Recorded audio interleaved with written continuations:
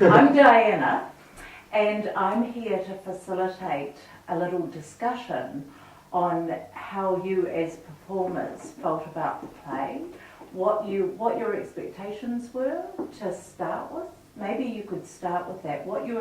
And what sort of complexities have come up as a result, and how you felt that it went. How does that sound? Good. Sounds great. Okay. Well, Nisha, maybe you could start. Wow. So, what were your hopes, realistic hopes, for how you saw this show? What were my realistic hopes? Well, because we've done it we've done it a couple of times before, and we've sort of been working on the material for quite a long time now, like it's sort of been going around in my brain quite a lot. I was really hoping that it would get more solidified and that the material would be stronger. And I was also really hoping that lots of people would come and see it. Right. And so, what was the outcome with solidifying it? Do you mean that you wanted to make it more slick, and that would be a process? Well, I don't know that slick is the right word, but strong. I wanted it to be stronger. I wanted the images and the material to be clearer and stronger. And I think that that's been successful for the most part. So I'm really happy with that. But not a lot of people came. That must have been really hard. It was really hard. Yeah, Yeah, quite I a lot of really people battled. come. I really Yeah. battled with it. It doesn't seem like. I've done way worse Yeah. investment shows. Yeah. Way worse. We've had pretty much 50 a night, right? How Except for much the chicken. of your success, like you as performers, feel as success because the numbers are high? Probably more than I'd like to admit, I'd say, because, you know, you kind of, well, I mean, there's several things at play. You're watching the people come in, and, well, I mean, and in this circumstance, I haven't been in the producing seat, but even when I'm not, you're sort of counting as they come in, doing your math, because you know, like part of it's box office, and you know you've got to cover costs. Sure. So you're going, as they come in, adding it up and looking at the percentage, knowing what you've got to hit. Like, I can't help but do that. And then also because there's that energy, like, of having, of having full, or not necessarily like bursting at the seams houses, but, you know, substantial houses to play to. And it kind of, I mean, maybe part of it's ego as well. Going, I want everyone to see my show. I want lots of people to see my show. And I don't know. Maybe it would be Is there something nice. wrong with that? Well, I don't know. Maybe not. But sometimes it doesn't feel like. Well, it feels like admitting that is, or it feels like it's hard to admit that and go. For my ego, I need lots of people to see the show, because maybe ego is kind of something that feels like you shouldn't sort of, not shouldn't, but hard to own maybe. Does that make It's sense? like you're searching for validation if you admit that. Yeah. Like, I am looking for validation by lots of people coming and seeing the show. And so I feel like success for me is more the success of the piece. But I feel like if not a lot of people come, it's like the wind gets taken out of the sails a lot. Sure. Yeah. Because you're like, yeah, I'm really excited about my piece, and then you go out there and you're like, 10 people again. Yeah. I know as a performer, because I went to Stephen and Nisha's one very early on, I was thinking the same as you. Oh, well, I wonder if the amount of people here is going to cover the basic costs, and I don't know anything about the production side of it. And I was wanting to be there for the performers, you know, so I think it's such a joint thing in theatre, isn't it? So, yes. Yeah, so with, so do you want to say anything else about the downside of how you thought it had gone, Nisha? You know, was there anything else, you know, like the numbers were clearly something that had made you feel a bit down about it? Yeah. No, I think that's the only sort of thing that really kind of got to me throughout the whole season, was just hoping that more people would have come at the beginning and having to give out a lot of free tickets to finally get people to come at the end. Sure. Yeah, yeah. How's it looking for tonight? The bookings are not great, but I'm sure that we will have a good house. Sure. Yeah. Last night was really good, wasn't Yeah. Yeah. it? And we didn't have high bookings, did we, before? Yeah, we did. Oh, we Yeah. did, right. Well, traditionally Friday's a big night, and Bigger than Saturday's a Saturday. smaller night. Yeah. And rugby But it's night. not surprising. Yeah. Yeah. Is it That's rugby true. night? Well, actually, the night the night that Lies opened, my brother's a finance guy. He's actually doing a financial kind of review of the show. But I noticed in his notes he'd been like, same night as the All Blacks, same time as the All Blacks. So there's, you know. I mean, half serious, it came off with a different audience. And I guess it's just, as much as you try, sort of along the lines of what you were saying, Lara, you can't help but compare yourself to the amount of shows that do sell out and seem like they do easily sell out. And somehow that's tied to what people's perception is of your work, whether it's good or bad. Even though I really don't want to believe in good or bad, because it's all around you all the time, you can't help but it sneaks in. Being But influenced. it's a fashion industry, I think, theatre. It's fashion. It's to do with what's in. Yeah, what's That's what I popular. think. Personally, I don't have a problem at all with playing to 5 people. No, And some of our best nights have been smaller, like 10, 12 people. Don't you really?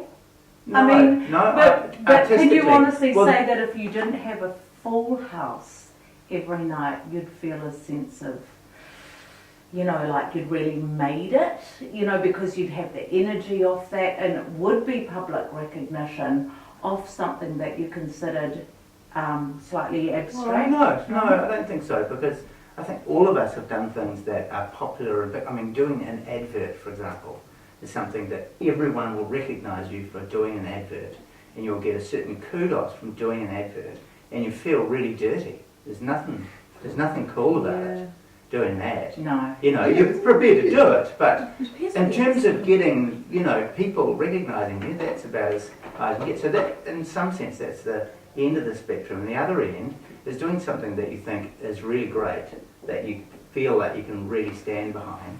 Yeah. And sometimes people come, sometimes they don't come. It's a fashion industry. It can be due to what else was fashionable that night, or whether something was perceived as fashionable, which is sort of out of your control to a degree. And it comes and goes in waves. I agree about the fashionable thing. I feel though that the contrast against like getting an ad isn't necessarily the same. Like particularly doing this format is so audience interactive. Being in shows where you're not sure how it's going to go, and then there's a swell of audience members, and they come, and then you're like, oh, okay, this is really great. I think that is different to say getting an advertisement and getting money, and people just physically seeing you on like TV or something. But then for myself, I kind of agree with that thing. Like, yeah, it is a fashionable thing, and there is a satisfaction because it's audience interactive. That if you've got 5 people and you nail it, that's so much better, or can be better, than getting a huge house and it not working very well. But getting a huge house and nailing it is really a nice feeling. But it, like, just as nice as perhaps nailing it for 5 people. It's a different feeling. Isn't But it? it's a different feeling. You know, like there's an intimacy if you nail it for 5 people, and you're just like, fuck yeah, we just did a show, we did our best show for 5 people, it doesn't matter how many people we've got, we're going to do a good show.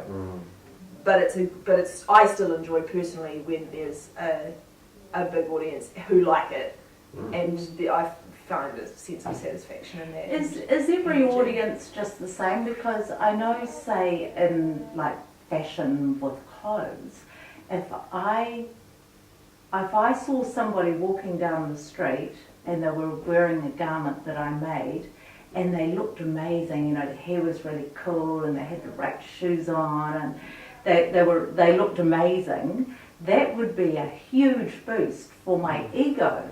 Yeah. But is that paralleled with the show? So you've got a bunch of, kind of thoughtless nobodies there that know nothing about theatre. That can't, but they love it. Can that be? That can't be that great compared to if you've got some people like you tutor when you're at university and people that you think is really cool. Does that make it different when you perform it? I prefer to see faces that I don't recognise. Same. Because for me, it's like, oh, cool. Even if they don't know theatre at all, maybe this is their first night watching theatre. I'm like, cool, you're here at theatre. And they have no obligation to lie to you. Yeah, exactly. But there is something nice about being acknowledged by peers or people that you respect. You know, like maybe not every theatre person you respect the opinion of, but there's been people that have come to see this show and other shows that I respect their work deeply, and it does matter to me. I do want them to like it, or I do want them to respond. Because I go to shows a bit with my flatmates, and they're not theatre people at all, and they just like everything. They think everything. And I've been to see shows that I walk out going, oh my god, wasn't that great? No, it wasn't. So this is just, someone that's a bit more discerning and someone's one of your peers and collaborators. That's really great when they Sure. My mum likes respond. crying. If he's crying and it's real tears, that was real tears. No matter if the performance was hideous, they really cried. My mum's just like, how do they do that?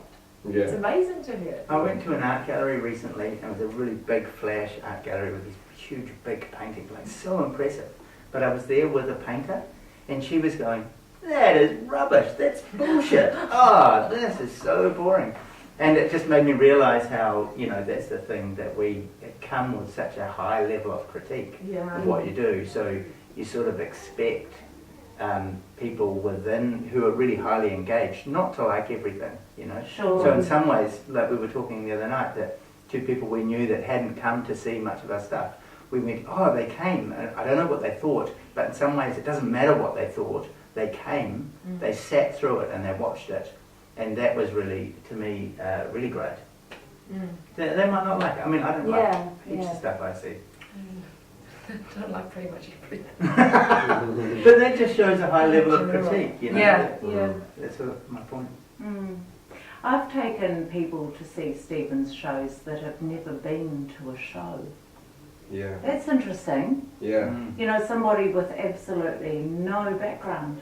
I'm pretty sure my mum brought along some people to both of our shows that had never seen a show before. And they were so great. They were into it, man. Were they? They were my favourite. Yeah.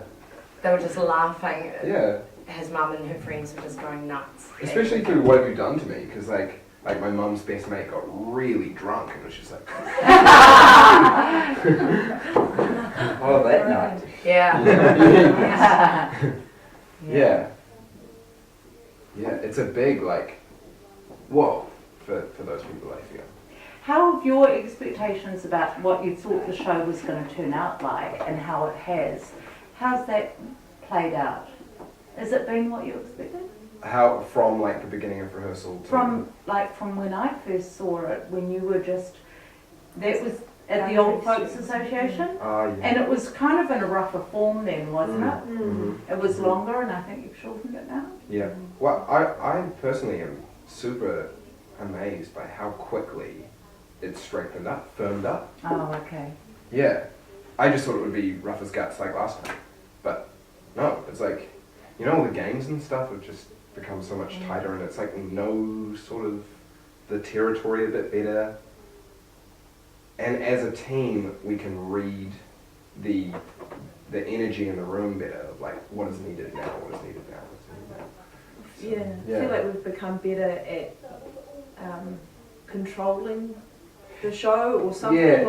Before, I feel like in Wellington, sometimes a thing would go ski whiff and it could put the whole thing out of whack. But we weren't aware. We weren't aware of what it was. Yeah, why is it skew with? But it just is. Yeah. But now I feel like we're a little bit more on top of it. So how good do you find the show? It's awesome. Yeah. Yeah.